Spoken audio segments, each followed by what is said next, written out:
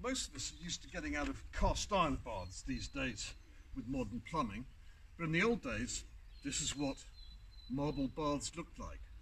And we've got a pair, and they've come to us with the most amazing provenance. Namely, they used to belong to probably the most well-known of the Renaissance popes, Pope Julius II. Born Giuliano de Rovere, he came from a humble family to begin with, but worked his way up to be Pope.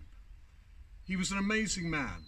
He instituted that well-known small, private, almost army, the Swiss Guards in the Vatican, and he was also the man who was responsible for commissioning both Michelangelo and Raphael to paint the Sistine Chapel.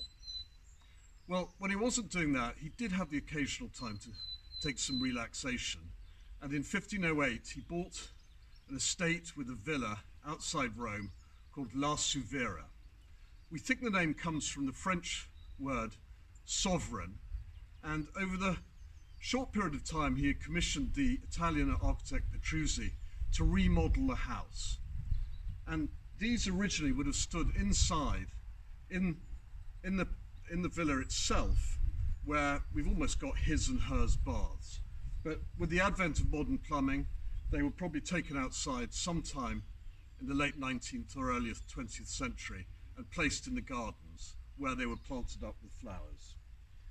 The marble they're carved from, Rosso Verona, is usually a very deep pink colour, but over the centuries it takes on a much more mellow hue with these glorious light shades of yellow.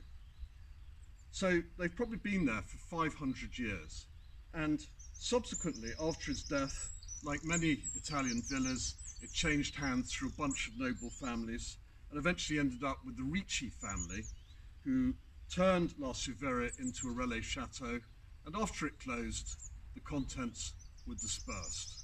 So a wonderful opportunity to buy a piece of real Renaissance histories with possibly belonging to the greatest Pope of all time.